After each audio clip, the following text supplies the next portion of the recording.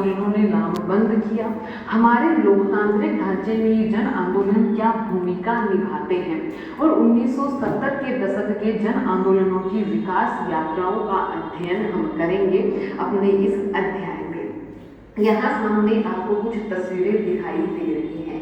यहाँ कुछ महिलाएं हैं और यहाँ कुछ पुरुष हैं जिन्होंने एक पेड़ को पकड़ रखा है। यहाँ भी कुछ महिलाएं हैं, यहाँ भी एक पुरुष है जिन्होंने पेड़ को पकड़ रखा है। इन तस्वीरों को देखकर आपके दिमाग में किस तरह के ख्यालात आते हैं? क्या लगता है आपको कि क्या ये लोग किसी तरह का कोई खेल खेल रहे हैं या फिर किसी तरह की कोई परंपरा का निर्वाह कर रहे हैं? जैसे हमारे भारतीय समाज में बहुत सारी परंपराएं होती हैं और अलग अलग क्षेत्र की अलग अलग परंपराएं हैं, तो इन चित्रों को देखकर क्या ऐसा महसूस हो रहा है कि किसी परंपरा का निर्वाह किया जा रहा है या फिर कोई खेल खेला जा रहा है? तो बच्चों, ना तो ये लोग कोई खेल खेल रहे हैं, ना ही ये परंपरा का निर्वाह कर रहे हैं। ये लोग पेड़ों की रक्षा के खातिर, पेड़ों को कटने से बचाने की खातिर उनके चिपक गए हैं। उन्होंने पेड़ों को अपनी बाहों में भर लिया है और इसको जानते हैं इस आंदोलन के बारे में। इस आंदोलन की शुरुआत उत्तराखंड के 2-3 गाँव की एक कहानी से होती है।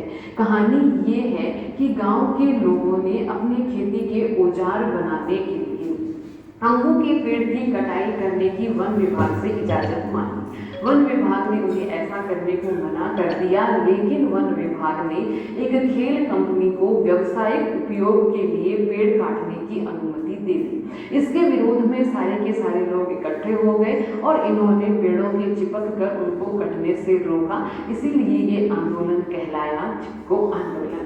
तो देखते हैं कि गांव वालों ने वन विभाग से कहा कि खेती बाड़ी के औजार बनाने के लिए हमें आमों के पेड़ काटने की इजाजत दी जाए।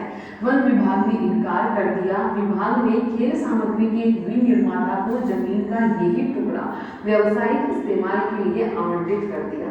इससे गांव वालों में रोष पैदा हुआ और उन्होंने सरकार के इस कदम का विरोध किया। चिपको आंदोलन में हम बात करते हैं तो ये विरोध उत्तराखंड के बहुत सारे इलाकों में फैल गया। मतलब कि 2-3 गांवों से शुरू हुआ ये विरोध अब उत्तराखंड के पूरे उत्तराखंड में फैल चुका था। यहाँ पर क्षेत्र की पारिस्थितिकी और आर्थिक शोषण पर भी सवाल उठने लगे थे। पेड़ों की कटाई को रोकने से लेकर शुरू हुआ ये आंदोलन था। अब इसमें पर्यावरण की रक्षा को लेकर, पारिस्थितिकी संतुलन को लेकर सवाल उठने लगे थे। पारिस्थितिकी संतुलन को बिना नुकसान पहुंचाए ही विकास होना चाहिए, ऐसी मांग अब की जाने लगी थी। गांव वासियों की मांग थी कि जंगल की कटाई का ठेका किसी बाहरी व्यक्ति को नहीं मिलना चाहिए। स्थानीय लोगों को जल, जंगल, जमीन जैसे प्राकृतिक संसाधनों पर कारगर नियंत्रण होना चाहिए। सरकार लघु उद्योगों के लिए कम कीमत की सामग्री उपलब्ध करवाए और ये भूमिहीन वर्ग कर्मचारियों का आर्थिक मुद्दा भी यहाँ पर उठाया गया और उन्होंने न्यूनतम मजदूरी की गारंटी की मांग की।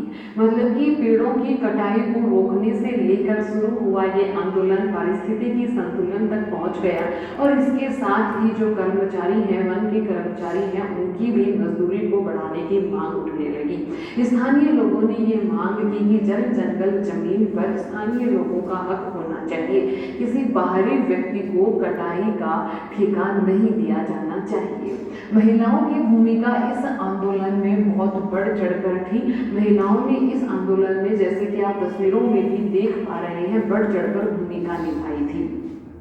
चिपको आंदोलन में महिलाओं की सक्रिय भूमिका रही थी क्योंकि इस इलाके में जो सक्रिय ठेकेदार थे जो कि जंगल की कटाई करते थे, वो वहाँ के जो पुरुष नागरिक थे, उस गांव के जो स्थानीय पुरुष थे, उसको शराब की भी उपलब्धता करवाते थे, उनको शराब मुहैया करवाते थे और इस वजह से परिवारों में, घरों में अत्याचार, अनाचार, प्रताड़ना और महिलाओं के खिलाफ कई तरह के अत्याचार बढ़ते थे।